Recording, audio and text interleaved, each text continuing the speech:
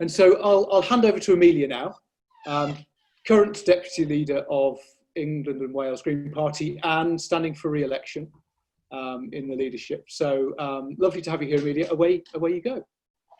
Thanks so much, Matthew. I was thinking about what you were saying about becoming a teacher and it not being the job that people are trained for, and it reminded me of a friend that put a kind of graphic up that said, of all my years learning Pythagoras and I'm asking my teachers why I needed to learn this, not one of them, not a single one, said that one day I'd need to teach my children during a pandemic. And that person was an English teacher, so I felt like she already had like a cut above the rest to begin with. But we're talking about kind of big green vision and what it means during coronavirus. I found it incredible that what I've witnessed during coronavirus, I mean, to begin with, every week has been different. And I think it must be so different being in England than it is for us in Wales, with the kind of feeling of rushing back to business as normal. When so many people are saying, what the hell was normal about it anyway? What the hell was normal about children living in poverty? What the hell was normal about people living on our streets? And we've proved that we can actually address homelessness practically overnight. And what the hell was normal about a government that was ignoring scientists on one of the biggest issues of the climate emergency and not putting policy in place to make sure that we were tackling these big problems and essentially managing our risk? And this race back to business as usual has been surprising when we know that essentially when it comes to the science of coronavirus that we have had to scrutinize the government time and time again. I feel like people have shown real leadership in some of these points more than the government itself. But people are showing leadership on these big ideas as well. The way that I hear people talk about things that seemed abstract before, with kind of like an absolute knowledge on so many different situations. People talking about a universal basic income, like it should just be the norm, not just challenging it every time that people in the Green Party, for example, bring it up. People talking about a green recovery and green jobs in a way that means that we can genuinely tackle the climate and ecological emergency while ensuring that social justice is intertwined with that. These kind of big points that people are buying into have been far clearer than I think than ever before, because we've seen what business as usual does. Coronavirus exposed the holes in our social security. It showed how many women are vulnerable at home who are now locked down with their perpetrators who experience domestic violence. We've seen the fact that the furlough scheme just enabled people to slip through the net rather than have something like a universal basic income that would have supported everybody. As we question why our social security simply doesn't work, coronavirus has amplified so many of those aspects. I often think about architecture, and in architecture, you need to knock down an old building to be able to rebuild something better in its place. And I think that that's what's been happening these last few weeks. We've dismantled a system that's been proved not to work. And what people want is to build back better than before, and actually create something that is fit for the 21st century. I think that when we were talking about this just a few weeks ago, that hope that people had to build back better than before was slightly different than they do have now.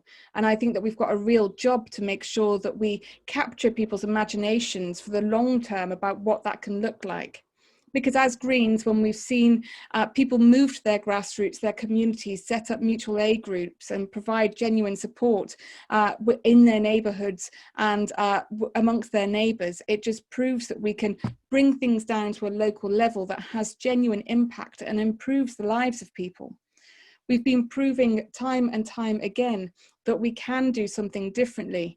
It's been fascinating to see that quite often when I've done interviews in the past and you talk about a Green New Deal, just to kind of touch on that, a Green New Deal is essentially kind of making sure that we have green policy that's about investment in people and the planet, making sure that we're tackling environmental problems and climate change while making sure that we're tackling inequality and social justice at the same time.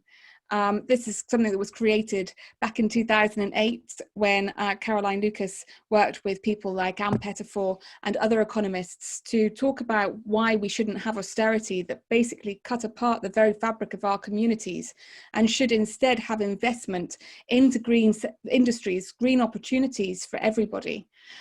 Making sure that that green agenda was about creating jobs that tackled the climate emergency, whether that was in renewable energy, whether that was in home insulation, and whether that was in sustainable transport.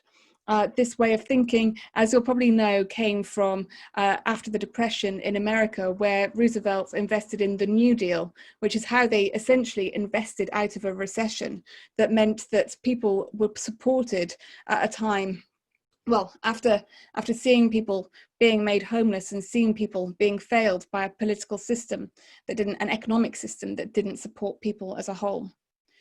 So as Greens, we've been talking about how we build back better. We've got a proposal of 9 different points that we need to have covered. As you'll know, with the Green Party, we always, our policy is always long-term, and we always look about try and look at the kind of world we want to create as a first point, and then have the policies in place to create the stepping stones to getting there. So we don't have manifesto points that are just about getting elected on this occasion. It will always have a big vision behind it. And so the work that we've been doing these last few weeks has been, well, to begin with, scrutinising the government. It's been incredibly difficult. I'm not going to pretend it hasn't been, to actually get green representation and scrutiny in the papers. The first few weeks of lockdown, it was like the media rallied behind the government and had the government message out there. There was obviously the Labour leadership election happening, but there was very little scrutiny being published from Labour itself. The work that we were putting out, interesting on things like testing and tracing and isolating, although kind of not in the way that the Conservatives moved on to months after we originally said it, but actually how you put that into a community base. It's been very hard to get that message through, and we've been having to use our social media platforms and other forms of communication to get those points across. We have got that vision for the future, though, that how we build back better.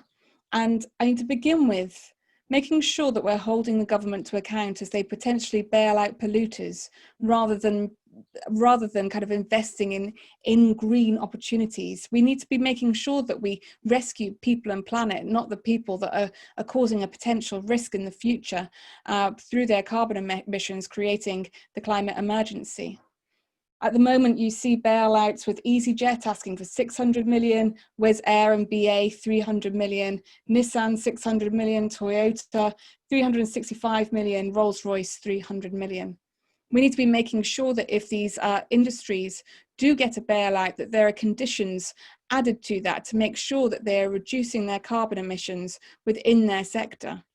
I think that at the moment, aviation is a clear area where we can talk about how we can create a just transition, making sure that we're talking about jobs and not just job losses, but how we make sure that we are providing training into new industries for people who are currently in jobs that aren't fit for the future because of the climate emergency. But also, I mean, at the moment, I can't imagine people rushing to get on flights right now with their concerns about recycled air, their concerns about what it could mean for catching coronavirus. I know for one, I haven't had coronavirus, and I'm very determined not to, and I don't think I'm alone in that. People getting on flights isn't something that they're looking to do.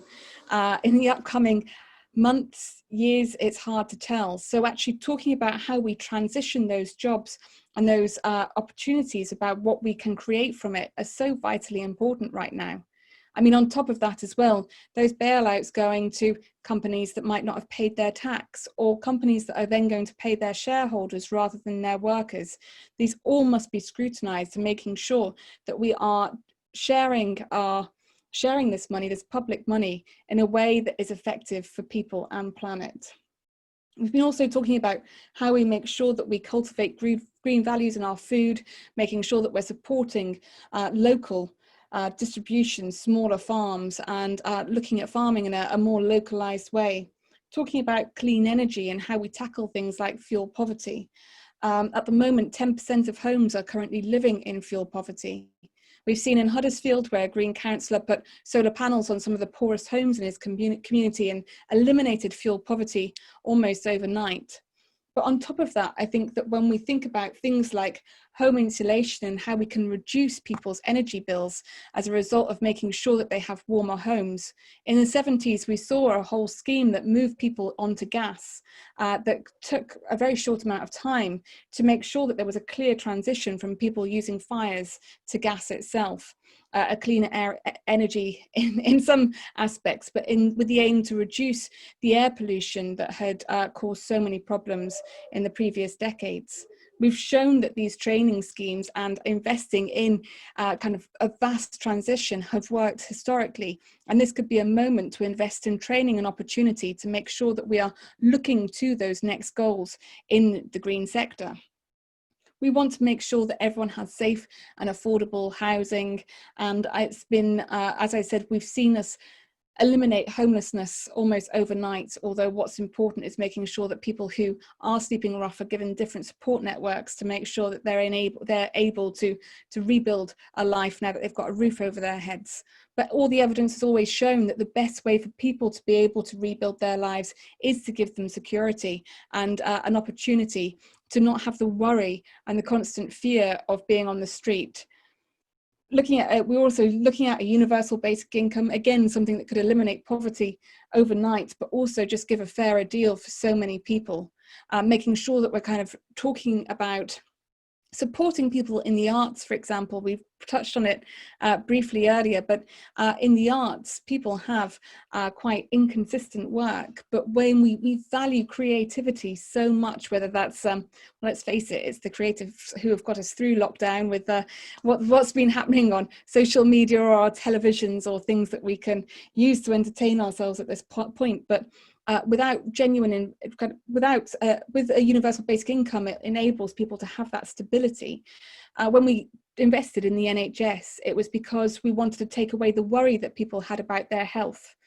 And by investing in a universal basic income, we can take away yet another worry of some people who feel that they struggle each month to keep a roof over their heads. And it can change the conversation we have about how our social security works, how really realistically, people who are looking for work shouldn't just go into the job centre once every 2 weeks to fill in a box checking exercise to say they've looked for jobs. People need to be genuinely empowered about how they achieve what they want to achieve in the world of work or whatever they might be doing, and making sure that we have that embedded in how our support systems operate.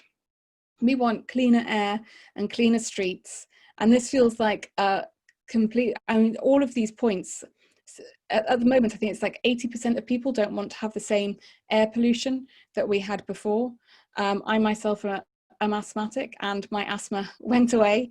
And in recent weeks, we've seen traffic increase in my local area, and now it's come back again. And it's been really incredible to see what the difference a reduction in car travel made to my health and well-being. And I'm not alone in that experience, but people are beginning, I think, also people who were very conscious of air pollution. But when we're talking about trying to potentially live with a disease in the future that attacks our lungs, we should be giving everybody the best chance to survive that.